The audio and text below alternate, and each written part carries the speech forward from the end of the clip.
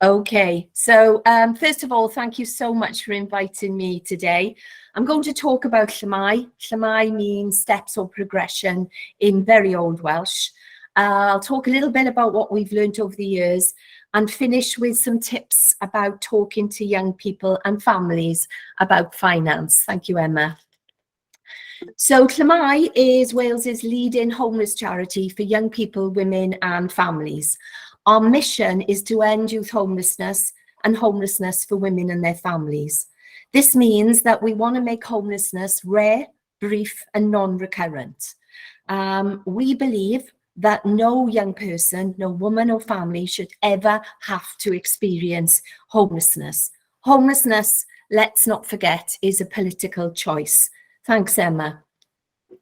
So we are a psychologically informed organisation. We have been a trauma-informed, strength-based organisation for many, many years. And why have I got this slide up? Because no one can learn, change or develop or accept help or support with a stressed brain. We train our colleagues to understand that under conditions of trauma, toxic stress in our body causes our brain and our whole nervous system to be on high alert, prepared for danger. This keeps our brains focused on the basics, the instinctive. Am I safe? Have I got enough to live? What's going on? Am I in danger? When people are in this state, it prevents them and it prevents us from accessing the analytical part of our brain, which is essential for learning skills needed for employment, education, training, and to understand and fully cope with financial skill training. So our colleagues understand that whilst people can at times come across as challenging and impulsive, and sometimes not really receptive to what we're trying to support them, what is most important is we all understand where those behaviours are coming from. Thank you, Emma. The people that Llamau is privileged to work with, and the people that we're talking about today, people who are struggling financially, really have the odds stacked against them. And without that understanding, none of us are going to be able to reach people and give them the help and support that they need. Thank you, Emma. So this actually is what and how we need to support people. If we're going to give them multiple opportunities to thrive, we need to first of all ensure that they feel safe and secure, that they feel ready and able to access that specialist support, whatever that may be. And that includes the financial part. Thanks, Emma. So this might look complicated, but it actually isn't. This is our model for developing psychological awareness. On the far right, the values of the organisation. Llamau's values: we respect, we listen, we encourage, we learn, and we never, ever give up, or what we espouse every single day. Then the psychologically informed environment, or what we call simply our pie model, is what everything else hangs on. Because what I would say is, if you're going to focus and support people, what we all need to learn and understand is that the relationship is the key tool every single one of us have got for understanding and change. Without that relationship, without somebody feeling that you're there for them, you understand what they're going through, you're not going to get very far. Individual formalization is key, and all that means is that not one label, not one size, not one program fits everyone. So we all have to understand and know how and when to use different types of intervention. And what I would say is when is critical. So these are the core principles of the work that we do, the fundamental foundation that allows us to work with the people we're privileged to work with. Thanks, Emma. So this is our psychologically informed approach that was developed with the young people and families we are privileged to work with. And last year, in 2021, Llamau worked with over 10,000 young people, women and children. And we worked with them with this model. So very quickly, I'm just going to explain how that makes sense. Thanks, Emma. As I've said, and as I hope I've tried to show very quickly, and I do appreciate I'm speaking here to some experts who know this just as well as I do, in fact, if not better. When you're working with someone, it is absolutely essential to create that security. Because as I said before, until that hyper-aroused brain feels safe, none of us can start to develop and learn or change. The example I often give is, just imagine you're in the fast lane of the M5, the M4, wherever you choose to be, and your car breaks down. Your brain is suddenly in hyperarousal. You're panicked, you're in danger, you're not sure what to do. If somebody comes along then and says in your ear, let me talk to you about your problems, or what you actually need to do is this, the response they're going to get is likely to be a very physical one. And they'll be lucky if it's not a physically violent one. And that's because our brain is trained to try and get us out of immediate danger. Everything else becomes a background. Everything else is unimportant. And unless we all know and understand that people are coming to us, and it's almost a double-edged sword. They're coming to us because they're in crisis. They're coming because they're scared. They're coming to us because they are insecure and they don't know how they're going to keep their family together. That will put anybody's brain in hyperarousal. So without a relationship to bring things down, we're not going to get very far. Thank you, Emma. I'm not going to talk too much about the support planning and the specialist work, but that is our step 2, helping people to make sense together of what's happened, helping them to understand where they need to get to. And then step 3, thanks, Emma. This is where people are ready to think and start talking and develop skills.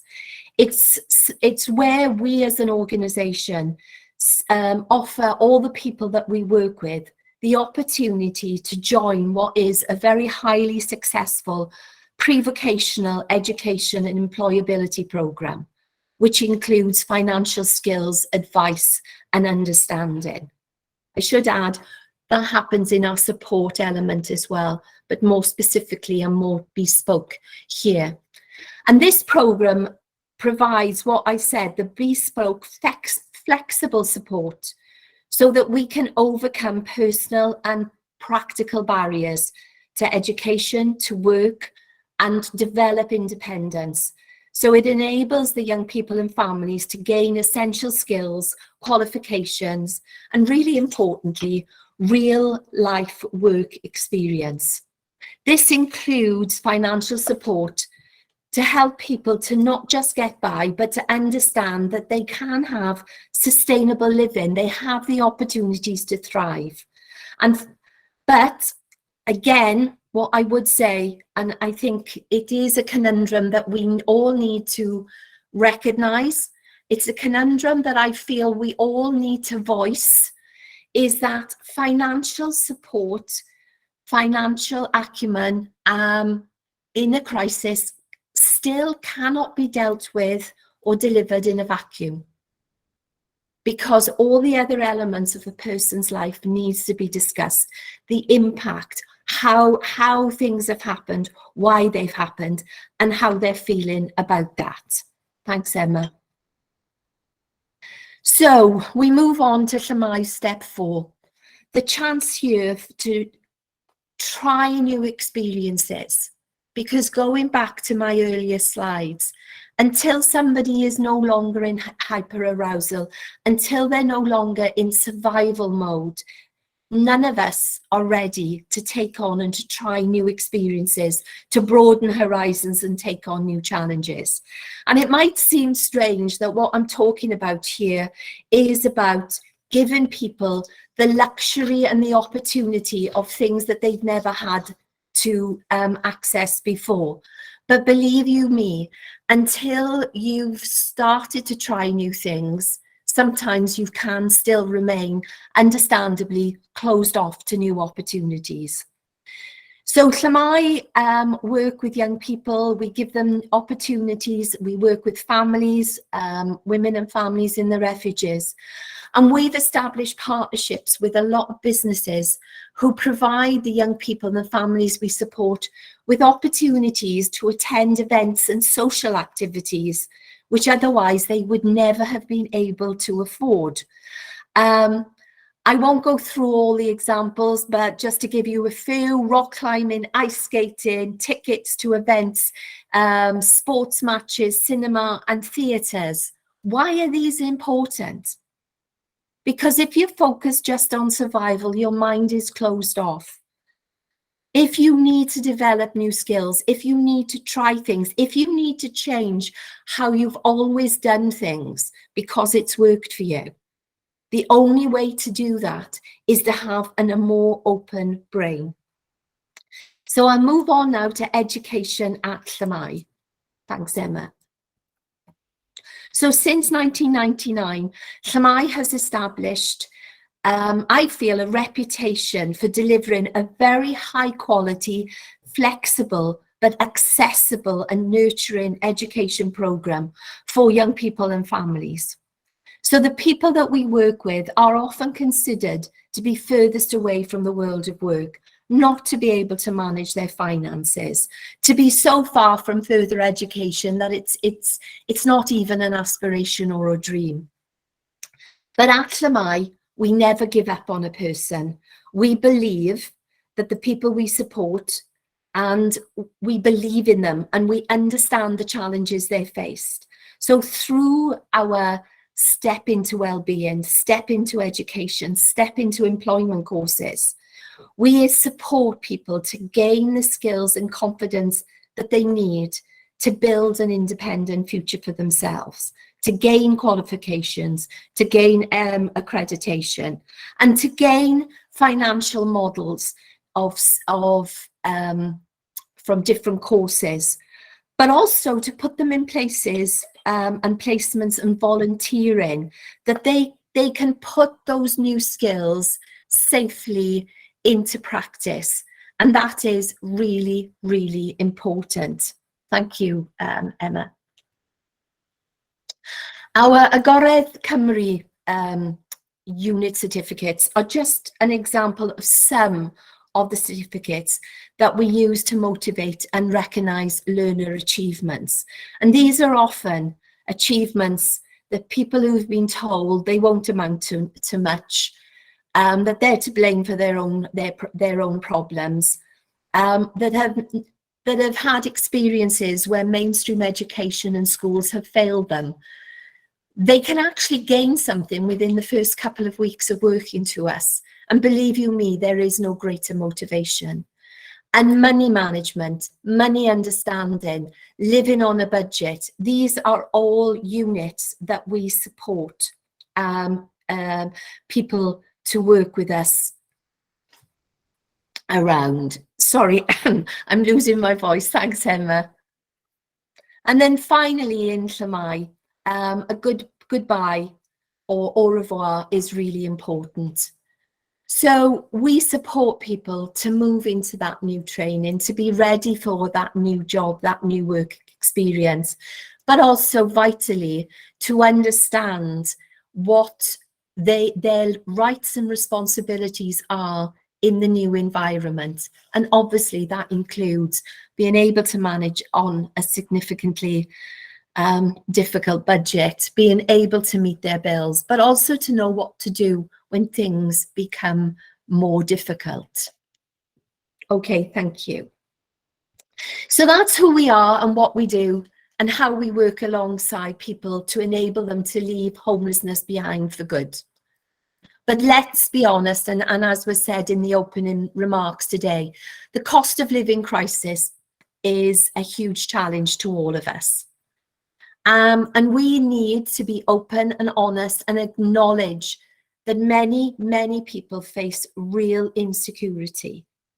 For us in the organisation, that hyper-aroused brain means that until people feel safe, they can't move forward. Well, we are in circumstances where we know that the vast majority of people are not going to be feeling safe because their basic fundamental needs are not going to be met. And I think the most important thing is that we all acknowledge that. Thank you, Lisa. Because the cost of living crisis is huge. We know it's going to hit the biggest pinch points in household budgets, housing, energy, food, disposable income. What disposable income? And yes, I've seen a note saying, am I aware that the DWP are there to offer support? Yes, I've looked at some of the financial packages the DWP are prepared to offer. And I will repeat, disposable income. What disposable income? The reality is, and support, you know, I'm not knocking what support the DWP are trying to give, but when we look at the cost of rents going up, the energy going up and food going up, it's not enough. It truly isn't enough. Okay, can I move on? So I make no apologies for saying, let's be realistic, because trying to help people, and please don't think the message I'm giving is we shouldn't be trying to help. Of course we should. And of course, the comment in the chat about being aware of all the opportunities and all the support that people can access, it's absolutely essential that we're all there and we know exactly, and we signpost people to that. But trying to help people manage on less and less isn't the answer. My call is we need radical change. We need systemic change. We need, I believe, in Wales, a child poverty strategy because, and I guess I would say this, wouldn't I? Homelessness and poverty are intertwined. People are already in poverty prior to the cost of living crisis.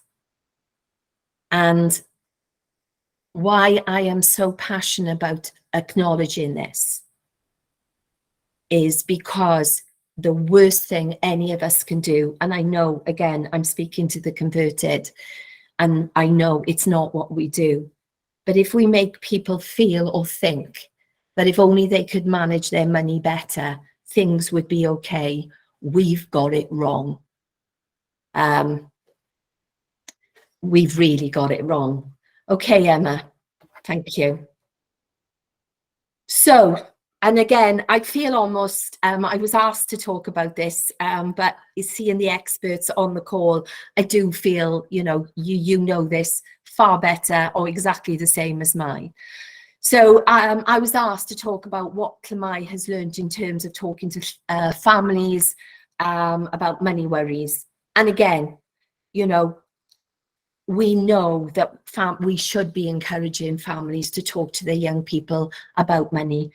One, because as you already know, they already know, you know, just because young people have got their headphones on all the time, we all know that what they hear and what they pick up is second to none. And very often they are imagining the worst. Some of the comments from young people that we work with whose families are struggling, they really are imagining the worst, and they're scared and worrying and worried. And it's a natural concern for families to feel that we'll overload them with adult problems or stress them out. But open conversations can help a young person to understand what's going on. And also, as we all know, young people and children always feels whatever's going on is rooted and is their fault. And that's because the way their brain is set up to think of things in relation to themselves. So it's really important that we do this and we have calm and understanding conversations. And what I would also say is what we have found is involving young people sometimes in those family mediation worries and concerns around money problems helps them to feel more involved in the family, but also sometimes more confident to suggest things, to suggest changes, and to support the family to tackle challenges. Thanks, Emma. So, tips to help. We all know this. It's really important when we're going to be talking to young people within a family context, within a mediation context, or within a crisis intervention context when we are talking about money worries. It's really important we make a plan of what to say, write down the key facts and think about the questions that are likely going to come up. And we all know, and quite rightly, it's going to be, how is this going to affect me? What is this going to mean for my life? And it's important that we acknowledge that whilst trying to stay as positive as possible. Timing is key, and I mean, this is one that sounds so simple, but is the hardest thing of all. When a family is in crisis, when you're getting demanding letters in, or tenancies are at risk, or the landlord is just about to issue a notice to quit, trying to find the right timing is extremely wrong. But trying to do the best where you have a little bit of time is really important, as is trying to create a safe space. And that all that means is a location that could be private or comfortable, or is somewhere where the family have enjoyed being together. Trying to remain calm is really difficult when you've got a family in crisis and struggling themselves to make sense of what's going on.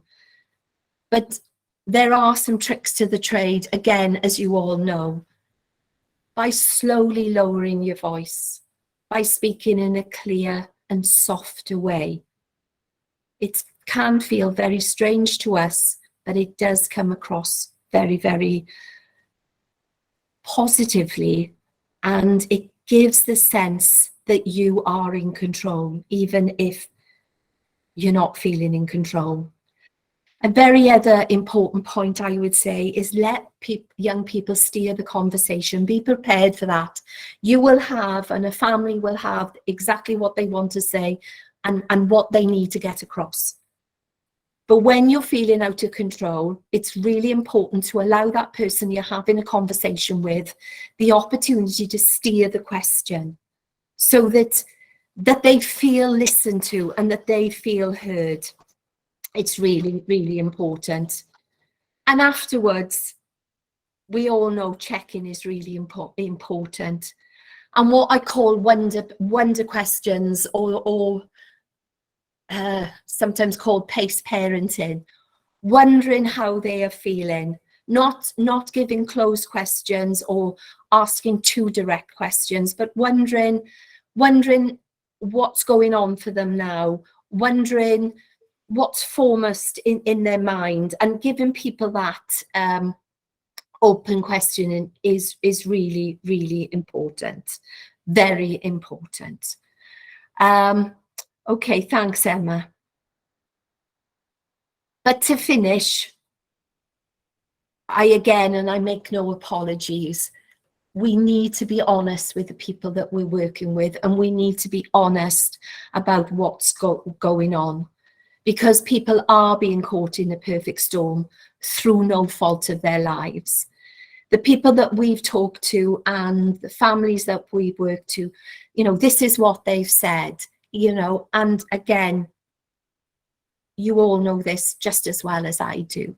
But they are living in an environment with huge impact on their lives. They're working more and more hours, so they can't spend as much time with their children. They're not able to pay for wraparound activities whilst they're at work. They can't pay for family days out. And most, you know, and they're struggling to pay for petrol to get to work. And in a survey that has been done in Wales, 70% of people in ordinary jobs and ordinary roles are greatly concerned about the cost of living crisis.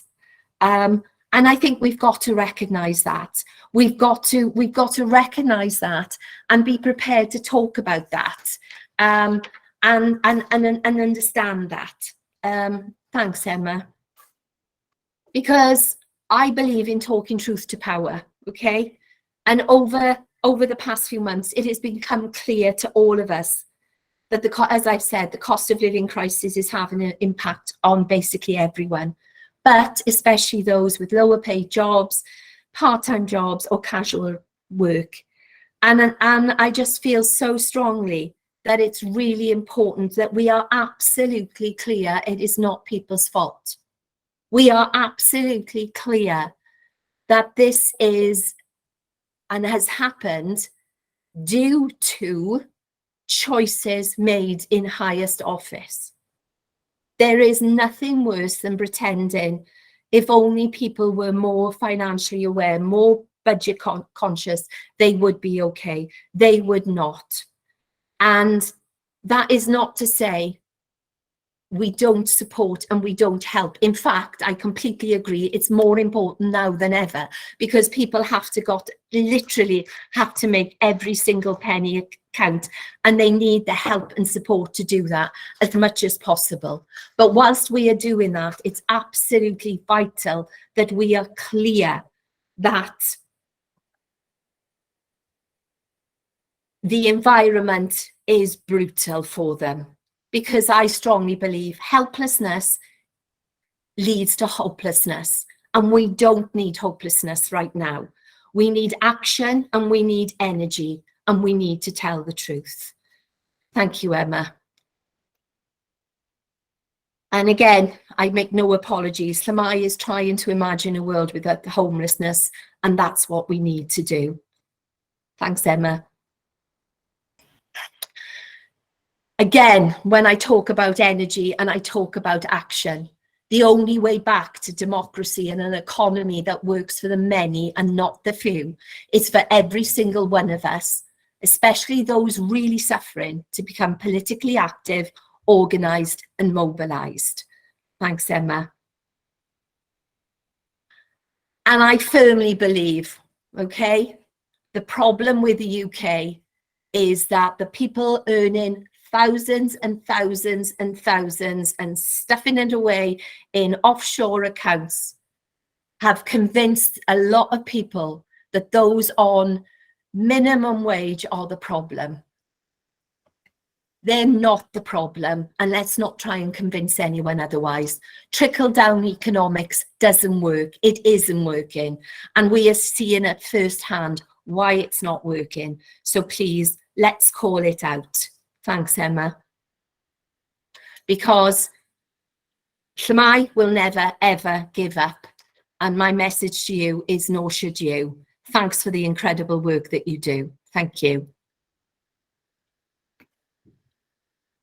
Great. Thank you so much, Frances. That was incredible, really passionate talk. Thank you so much. Really, really appreciate that.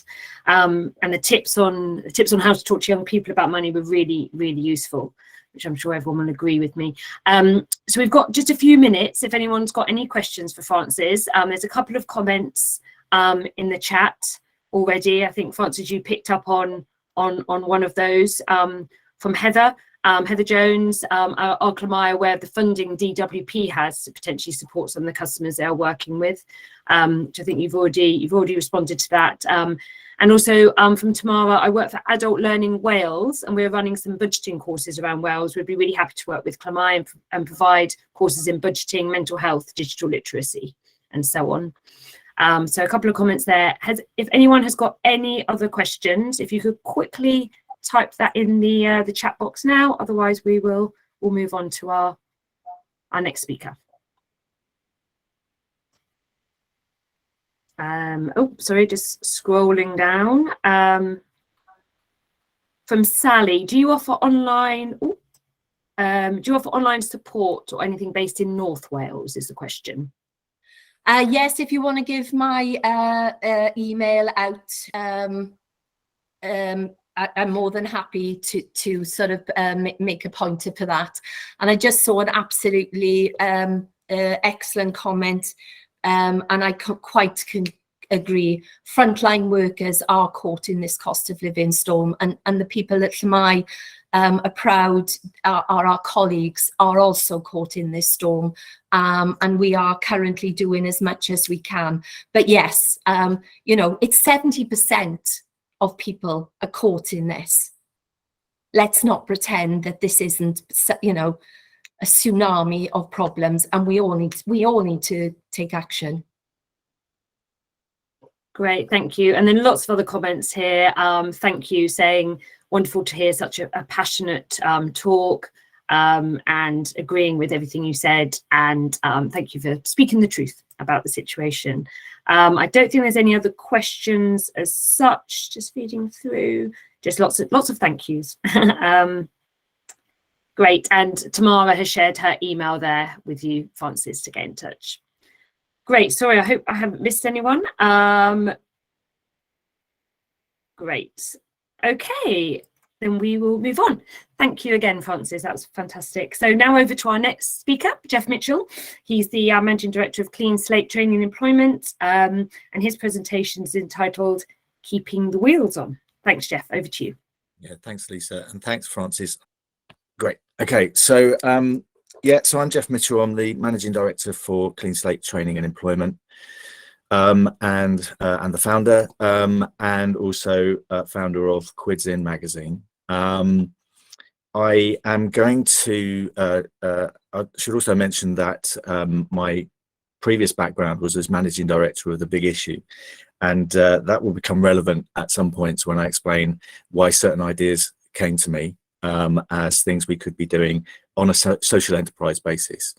I also want to just say from the outset, I'm not claiming that we have all the answers, that we do everything better than anyone else. I'm just sharing what we do and what we found works, especially working with parents and families around money guidance in particular, but to a certain extent also employability. I'm just sharing thoughts and ideas and hoping that it will trigger some thoughts in your minds about things that perhaps we could do together, or that you might want to take away. So I'm going to quickly introduce Clean Slate and Quids In and what we do.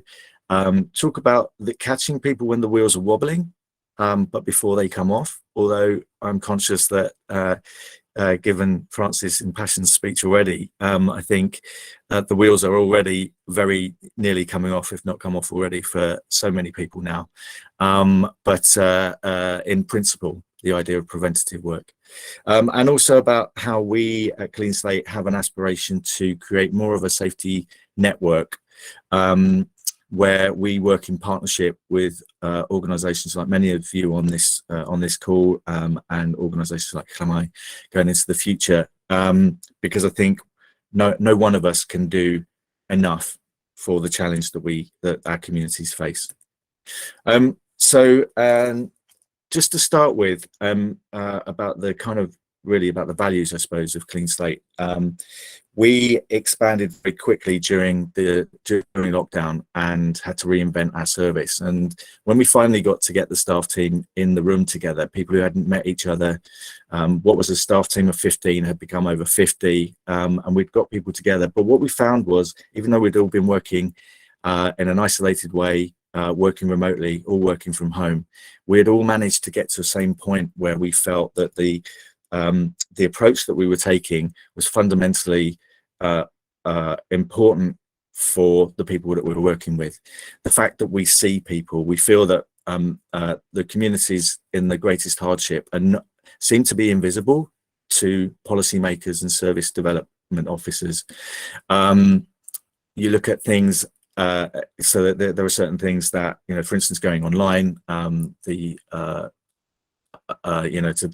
an assumption that people are able to do things and manage on such a low income suggests that the powers that be are not seeing these communities. We also have made as part of our promise now that we hear you. All of our work with people that we're supporting starts and finishes with listening to them and hearing what's going on for them, so that we can share information and help them make informed choices and set their own priorities. And we are you. We recruit people actively who are from those communities, who have used our services, who give us a bridge into those communities. So, for instance, in East London, where we have a peer work project, we have recruited people, and we have a number now of Bengali speakers who are able then to share our insights and information with their neighbours and their communities in a way that's much more accessible if they have English as a second language. And over time, we expect our organisation to be as diverse as the communities that we work within. In terms of what service we provide, we are about helping people on low incomes become better off. We do that by helping them look at ways that they might be able to increase their income, reduce their expenditure. Can't promise that the books will balance at the end, but they should be better off. Find work if they're ready to do that, or find better work. By better work, I often mean better paid, but also with contracts and fair terms and conditions, and to get online, which is now kind of fundamental to both those, money management and finding work. We also have a money skills project called Quids In, which you may be familiar with. This came about when I had set up Clean Slate. We were helping people into employment. I joined the Bristol Financial Inclusion Task Force and just found that the credit unions, the debt advice agencies, the support agencies, housing associations, local authorities, even the banks, were saying that they couldn't compete with high interest lenders and loan sharks who were targeting the most disadvantaged estates in the city. And I just felt that there must be something more that can be done. And so thought back to my experience, and this is why I mentioned my time at the Big Issue.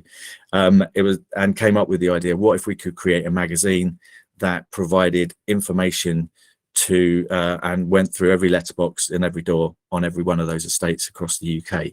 And Quids In was born. So it's a very short, it's usually 8 pages quarterly. This is our latest one. This is our autumn 22 edition. As you can see, we are fundamentally committed to supporting families and those conversations, especially with young people, and asking the question, if we don't talk to people, to our kids about money, who will? We know who will. There'll be the letters that come through the letterbox for them on their 18th birthday, offering them a credit card. So, we need to be bringing this up. We have a quarterly magazine. We have a range of guides. We've got food guide, universal credit guide, and we have Readers Club emails which go out each month to subscribers. And there's content online and interactive content and tools that people can use on our website as well. The importance of this was brought home to me. I was thinking about this morning. We had a reader who wrote into us one time saying, we don't get many letters, but we had someone write in saying that having read Quids In, she had found the courage to take action with her finances. She'd been left with a whole load of debt after her husband had left her and 2 teenage boys. And she just felt so isolated. And by sharing information about what is going on for people, what steps people can take, and just tips and ideas and thoughts and guidance and news, she had felt like, oh, I'm not alone. Actually, there is help out there. And she decided to take action. And I think that's, in a nutshell, what Quids In is there to do. So during before the lockdown, we were delivering services face to face from community spaces like community cafes, libraries, housing offices, and exclusively. And then with lockdown, obviously, we had to reinvent what that service would look like. We have a tool that we used for that we created for the Quiz In magazine. It was a quiz. It was, as you will have seen, it's like a very tabloid style magazine. So one of the things that those Take a Break and those kind of magazines, how good are you at managing your money? It's really just a device for us to start getting some other thoughts across. But we created an interactive quiz which was online, where people could say, would ask, could you keep money could you keep food on the table if your money stopped for a few weeks? And just ask yes or no. If someone says yes, it's gamified. They score a point. If they say no, then it triggers some guidance that is automatically generated to say, well, here are some things that you might want to think about, or you could do, or help signposting help. And with lockdown, we brought that front and central to our service and got on the phone to everyone who was already on our contacts list, but also started working in partnership with DWP, with Good Things Foundation, supported by MasterCard and Lloyds Bank. Lloyds Bank particularly interested in us taking that service to families across the UK, and with social landlords as well. So we have a contract with Stonewater Housing, for example, to provide their tenants who are just slipping into arrears with support and money guidance. That was so impactful over the lockdown that and we were able to measure and report the impact that we've now made the whole service that we're back in the room is now hybrid, and we're able to do both, so that we can use that remote service to give flexible and accessible support to people, fits around their needs and their circumstances. In a bit more detail about the money health check process, so using that quiz, asking 25 yes/no questions, we receive referrals, whether that's from a landlord or from one of our referral partners, or DWP. We make contact, we take them through the quiz. It's active listening, so we are properly taking on board all the information they're giving us. We found that we very quickly built trust, and there was once people are prepared to talk about money, they will talk about everything. And I think Francis's comments about understanding the whole picture and people's full set of circumstances is not only really important for this process of being able to offer appropriate and comprehensive money guidance, it's also an opportunity for that individual to say, this is what's going on. And one of the things that we found and was really shocked about when we started this service working remotely was the number of people who disclosed. We expected mental health issues, but it was safeguarding issues that really caught us by surprise, and the number of people disclosing incidents of domestic violence. And we had to ramp up our safeguarding processes. They were in place, but we had to upgrade our training for staff, and also, again, coming back to points made earlier, upgrade our support for the staff who are on the front line with that. So we take people through the 25 questions, gives a really clear idea of what they might be considering doing, and we're sort of working towards improved scores where people take the quiz again at the end of the service, and then we can see which of those financial resilience indicators that were no answers, or were like negative answers at the start, become positive answers at the end. The individual gets a score, feels like there's progress, but also we can then reflect on what's happened. And what's been really interesting is the habits people develop and the attitudes they have to taking control and maintaining control over their money. It really kicks in.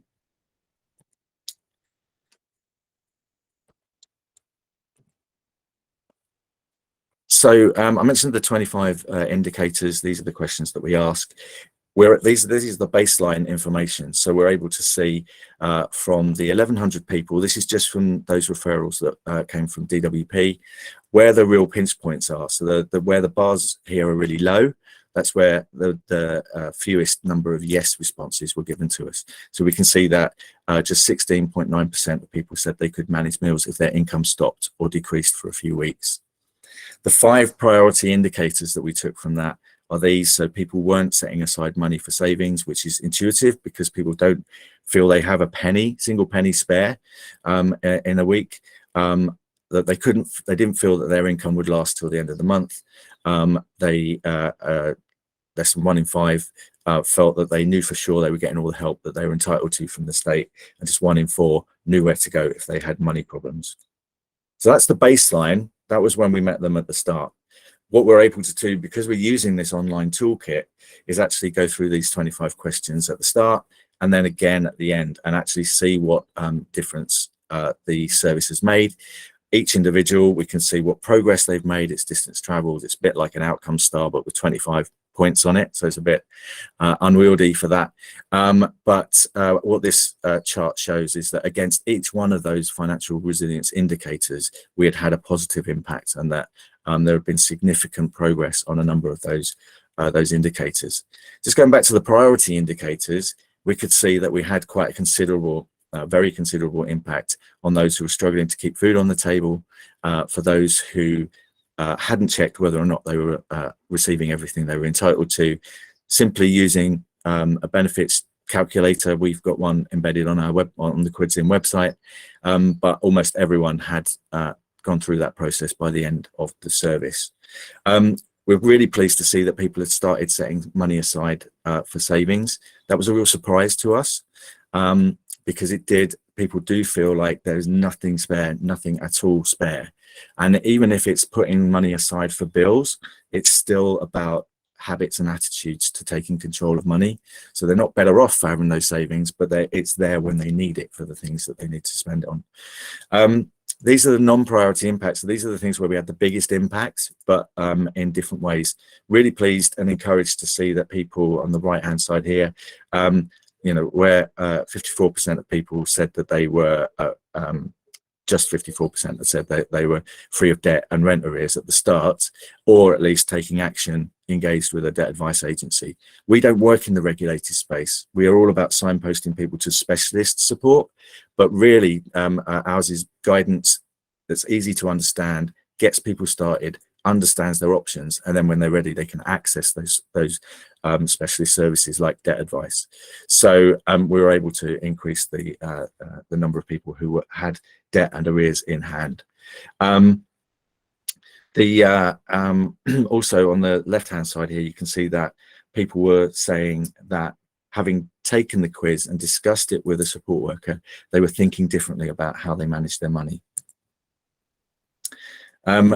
Through this process, we were able to, we could record the financial gains that people achieved. Over £1.3 million was shared by those 1,100 benefit claimants that we worked with. Just about half, just over half, was through employment and earnings, bearing in mind this was in lockdown, and bearing in mind that a good number of these people were in crisis when they were sent to us, referred to us. Some of whom were disclosing suicidal ideation, and by the end of a 12-week program for those who were in crisis, they had a 180-degree turnaround in terms of their sense of purpose and future and hopefulness. Let's just skip that for time. So there's 25 questions. On average, people increase their score by 4 points. There's a very short program that we have, which is 2 or 3 sessions, which yielded an average 319. Those working with us for 6 weeks were gaining financial gains of 950. For those working with us over 12 weeks, it was more like 2,250 on average. But what's really important was the sense of self-advocacy, the sense of agency, feeling in control and motivated for change. I think in terms of everyone that we work with, but I think especially for families, we know that the challenge is that there were 16 million people in poverty, and that was according to gov.uk, and that was in December 21, and things have definitely got worse since then. I think that's undeniable. There is a massive, almost goes without saying, especially to you all on this call, but there is a cost of living crisis that people have to deal with. There is a compound impact of digital and financial exclusion, which we've really started to look at as a thing in its own right, separate from digital inclusion and financial inclusion, where if someone the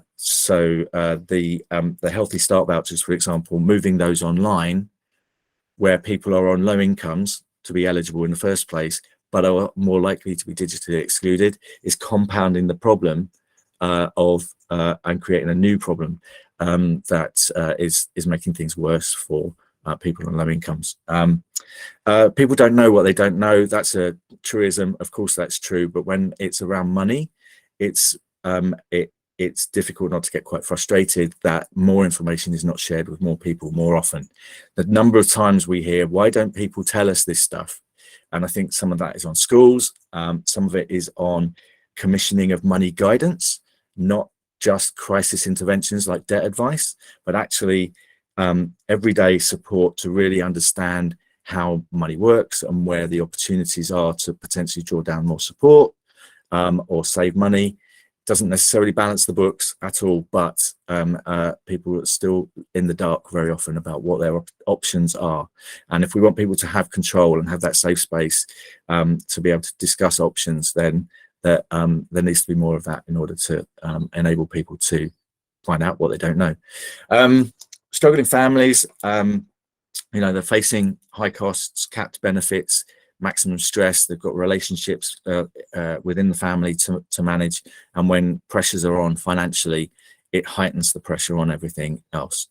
For Clean Slate and Quids In, we're hoping that we can reach our aspirations to reach at least 1% of those people who are in poverty in the UK.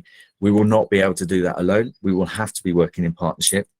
And when it comes to families, I think there's a natural set of partnerships for us to work with family support services and also young people support services, where we can actually see if we can help build money guidance, a simple version of money guidance program into the support that's already being offered around those other issues. I think everyone who registers for in housing need with a local authority should be offered financial guidance. I think a money health check would help prevent people just languishing in waiting lists for social housing. But again, not everyone, but some. I think everyone who is referred into family support services should receive that support as well. So we're looking to develop a UK-wide network. We have a number of partners that we work with through the pandemic under our Nobody in the Dark program, and we want to scale that up so that we can really be reaching as many people from those parts of our community who are facing hardship. We want to be working upstream so that we're actually preventing poverty, destitution, homelessness wherever we can. We want to be creating space for families to breathe, take stock, regroup, consider their options and plan. Everything Francis said about having that safe space to just pause and think about what's going on. When we delivered the service to benefit claimants, one of the first things that we did, and one of the first things we agreed to do, was to put vouchers into the system. So they got vouchers for attending, and that bought a bit of space for a week or two's shopping, where it was just one less thing to think about, and enabled people to go, right, okay, so while I'm not worrying about that, I can actually have a conversation about what my options might be, creating bandwidth. And just by presenting those options where employment for those who are able to work and where there is work available is one of a range of options, and where the individual has control over priority setting, we were really pleased to see people taking that, recognizing that if there was the option to do a day or two's work, it would bring some extra money in. It's not always possible for everyone. And it's not for us to say, you should get a job, you should. It's for them to work out whether or not this is the right thing and the best help that they could provide for themselves at that time. And by creating this network, using this tool that we've developed, we'll be able to demonstrate impact and make sure that we're on the right track. Just briefly, because I know we're short of time, but these are the key issues. So we do recognise that families are under incredible pressure at the moment. There will be people where those relationships are breaking down, who feel forced out of family home, where the financial pressures are not conducive to keeping a family together, keeping a household together. But there will also be people forced through because of financial issues to return home. And managing those relationships is going to be challenging. They're always challenging, but we need to provide information to all members of the households about what options there are available. Encourage constructive, calm and rational conversations about roles and responsibilities within the household, so that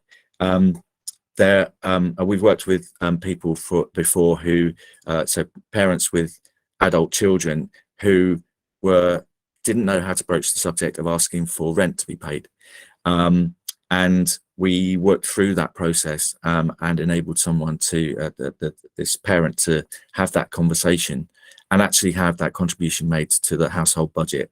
Household budgets are not easy to get to grips with. Sometimes not everyone wants to share that information, even with other people in the household. But again, I think if households are going to be forced together or have no choice, feel trapped in a situation financially, then being able to sort of collaborate really. We need to help people have healthy conversations around money, and everyone sort of sharing responsibility for keeping things moving. We recognise as well we need to be starting early. We are sharing information with any parents of younger children about ways to help support very young children up to the age of 7. So research, I think it was by MAPS, found that by age 7, kids are forming perceptions, if not attitudes, to money. And there are ways and means of starting very early on the conversation that ultimately leads to roles and responsibilities, and understanding the importance of keeping control of our money, because if we don't, it just disappears.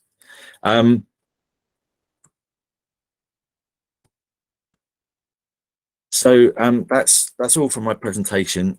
We have a network where we keep in touch with people as professional networks, the Quids-In Professional Network, Quids-In Pro. Please do sign up if you want to keep in touch with us and follow developments, and do get in touch with me if you're interested in partnerships to look at where we could potentially collaborate to bring more financial guidance into existing services, especially family services or those groups who are at risk. And that's me. Great, thanks ever so much, Jeff. That's great. Okay, so we are running short of time, but any questions? I'm just looking in the chat now, but any questions, please post there. There's a couple of comments. Thank you, Janice. Quids-In is an amazing magazine. Thank you very much. We think so. That's great. Jennifer, thank you. Really useful statistics to see. Absolutely. Mike Jenkins, find benefit calculators are useful, but only if you know what you're inputting. Yes, that's absolutely right. Jeff, do you want to come in on that? Yeah, always. I mean, it's the same with budget planners as well. It's like there's a bit of scouting around to know what your circumstances actually are. I think that's where we have a program over a number of weeks. We have the luxury of being able to work with people while they bring that stuff together. But yeah, and understanding terminology. The number of times I go to an existing website that has all the information and we understand it, but it's not written for Quids-In readers. So it's not written for the people we're trying to help, who might have weaker literacy or English as a second language. So all of those things are additional barriers. Lisa, I saw a comment about any ideas on having those conversations with dependent children. Emma, do you have any thoughts on that? Because you've got your team are the ones providing that support.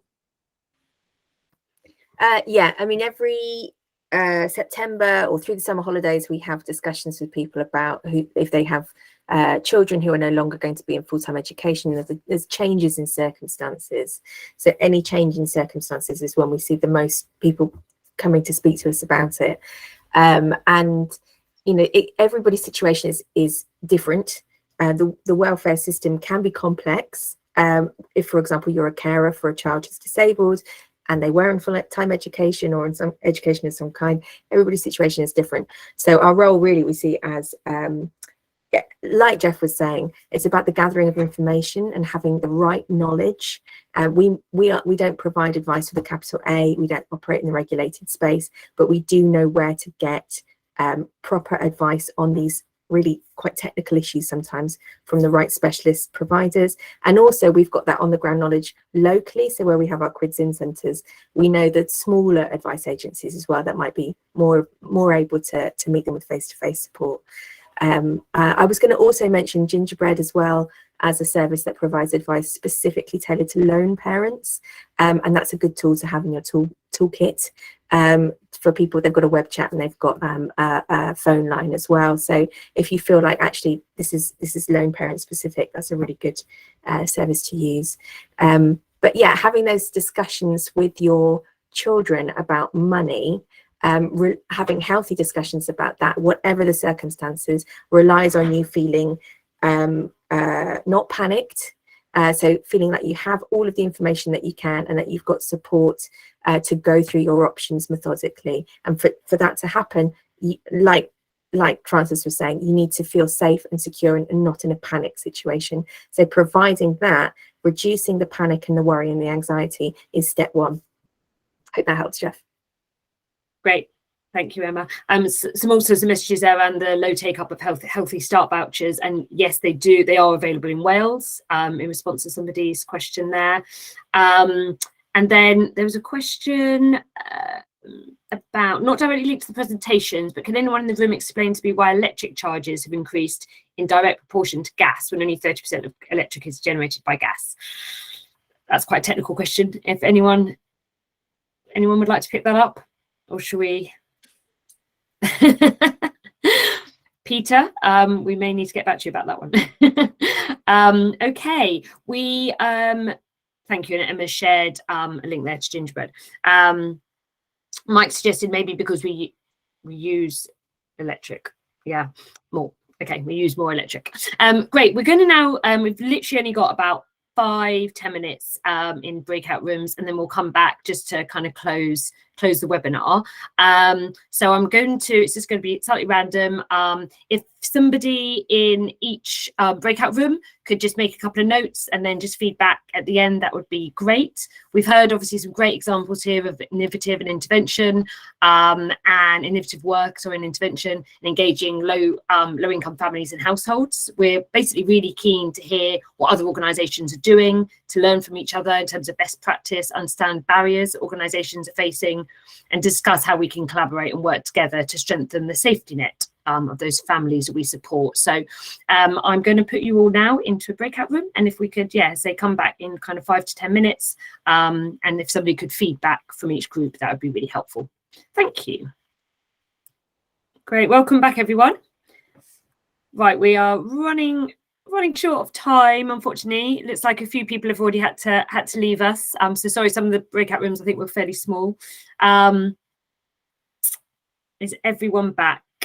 I think so.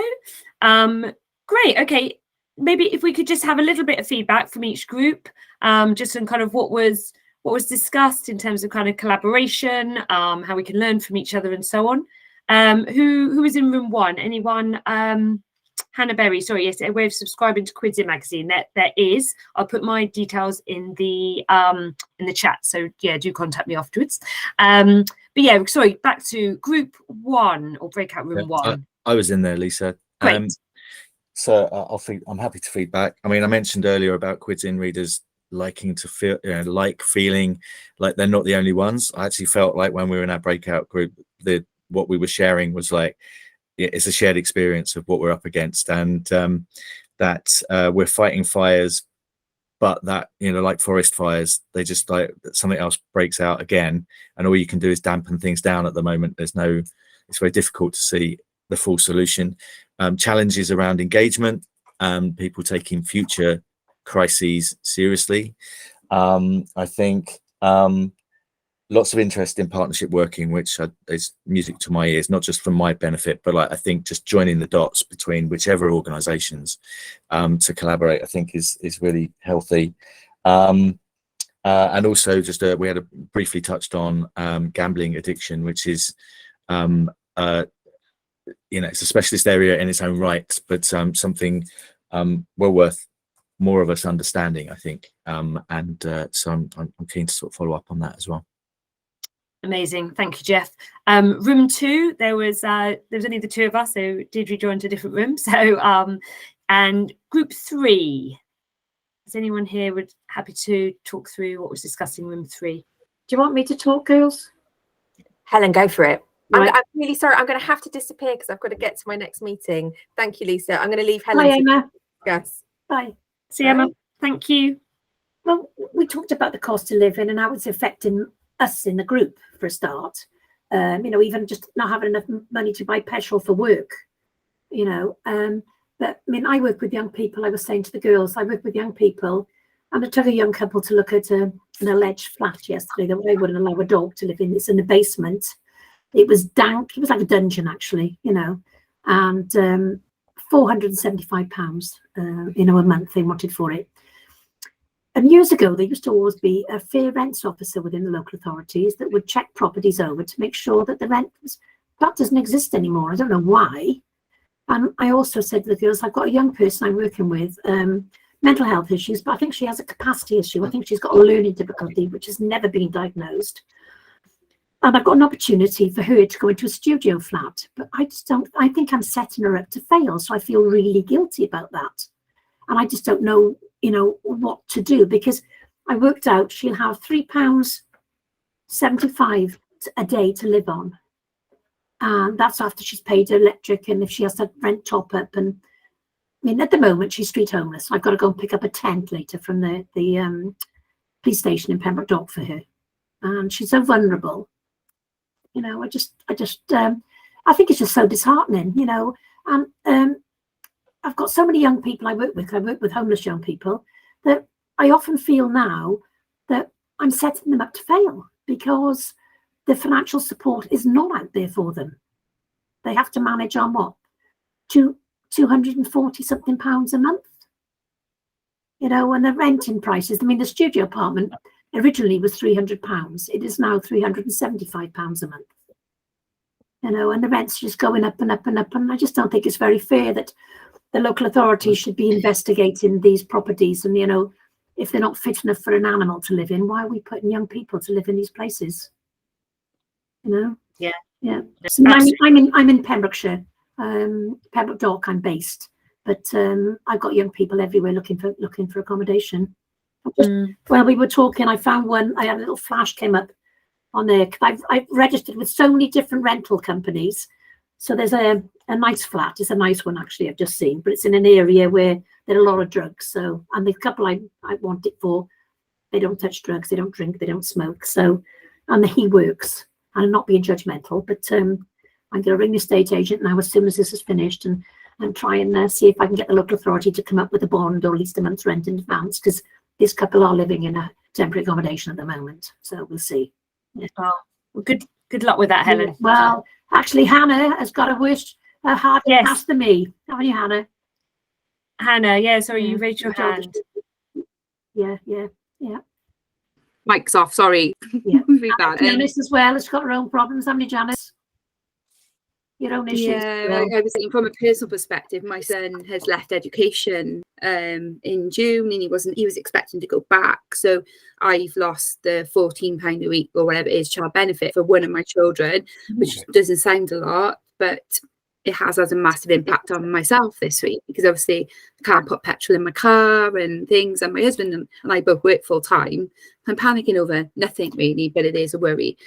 But from a work perspective, I work within the temporary accommodation team in Newport City Council. My colleagues online as well, Mike Jenkins, and we're support workers. But sometimes we can't always implement PI or look at the trauma-informed approach to EACs and stuff, because literally if you don't accept accommodation, you're off the list, basically. So because the stock isn't there and it's an overall problem, I think, everywhere, but it's really difficult when you know someone's experienced trauma and you know their history, and morally, I think you sit there and go, oh, this is not right, but that's where we're at, and we're firefighting hour by hour at the moment in temporary accommodation. Oh, everywhere, really. Yeah, no, I'm sure. Oh, well, thank you for Hannah for that feedback. Were you in the same room, Hannah and Ellen? Were you both in? Yeah, room 3. Okay. All right. Sorry to move on so quickly, because these are all really, really valid points and would be worthy of much bigger discussion, but we've just run out of time. But can we move on to room 4 quickly? Sam, do you want to speak, or happy for me to speak? She's still there? Oh, mic's off. Sam there? Oh, I'll speak then. She's not there.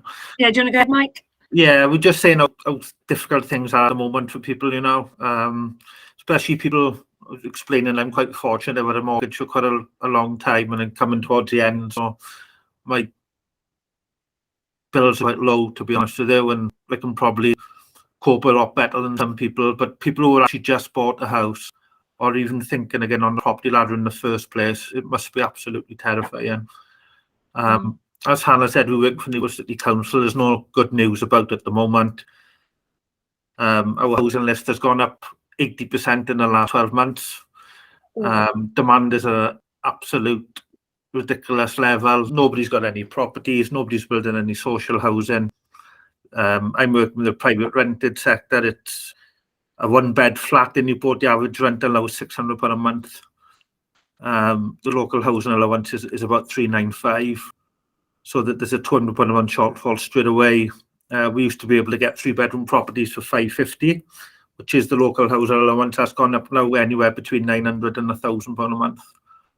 So it's how people are supposed to get housing is, and we're finding that the landlords are really cherry picking because they can. Yeah. Demand is so high. I'm going for properties for people. The landlord said about 180 queries in an hour. It's absolutely bonkers out there. They don't want benefit claimants. They want people who are working. Yeah. They're absolutely cherry picking. There's loads of requirements on if they are willing to accept benefit claimants, they want a guarantor in place. So it's really, really hard to move people on from temporary into permanent accommodation. It's a really, really uphill battle at the moment. There's no positive news about people. This cost of living affects everybody. People who are working, like you said, clients. I think people's mental health must be declining as well. If I've even stopped watching the news, because it's just, it's just bad news after bad news after bad news all the time. So it's just really, really difficult for people at the moment, from all aspects, Yeah, no, you're absolutely right. Thank you, Mike. Thank you for that. Room 5, anyone from room 5 still around? Hi, yeah, it was myself and Helen. Helen, are you still around? I'm not sure. We were just all the same things that you've been talking about, really. But we were just saying about, what we're trying to do from our organisation's point of view. Helen works for Citizens Advice, and I work for Adult Learning Wales. So in my 2 capacities in Adult Learning Wales, I'm the curriculum development coordinator. So I put on courses, free courses for people we work with.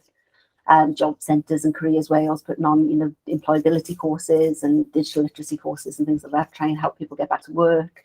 We've also got, mental health courses and things like that. But I'm also the health and wellbeing champion for the organisation. So I'm trying to put together some financial wellbeing information for our staff, but also for our learners. We've got obviously learners from all around Wales in all different circumstances. From people who've been, made redundant through COVID and things like that, to refugees and ESOL learners and things. So I'm trying to get as much information together really as I can to get out there to our staff and to our learners about any support that's out there available for them. Yeah. And to try and make that available on our website then as well, with links hopefully to Quizzin and some of the other. I've looked at some of the magazines while we've been chatting. And if I can get as many links as possible in there to other organisations offering support, then more information the better. Great. That's great. Thank you so much, Tamara. I think you shared your details earlier, didn't you, in the chat as well? So, Yes, thank yeah. you. So please, feel free to get in touch with me if there's anything I can do to help you, or if you've got any links that can help me. Perfect. Thank you very much. Room 6. Hi, I was in room 6 with Molly Howells from Flying Start and Michelle Curtis from Hobble, and we discussed how important this webinar was for sort of throwing light onto this, sort of owning up the conversation and these important issues. Interested in subscribing to Quidzin as well, and how important it is that the information on Quidzin Pro sort of can share with all these organisations. The importance of networking and the importance of speaking to our own young people about the issues that are going on right now. Brilliant. Thank you, Maggie. That's great. Okay, well, I'm sorry to overrun. We've overrun by 50 minutes, so that's bad chairing on my part. But thank you for sticking with us. Thank you for joining. A huge thank you for to both the speakers. I think it's been really insightful and really useful. I hope everyone agrees. Also, thank you to MAPS and to the Money Guiders Welsh Network. Thank you ever so much for this opportunity. Now, Richard has posted in the chat a feedback form. If people could fill that out, that would be really helpful, but it will also be in all the follow-up information as well. So, yeah, thank you once again, and have a good rest of the day.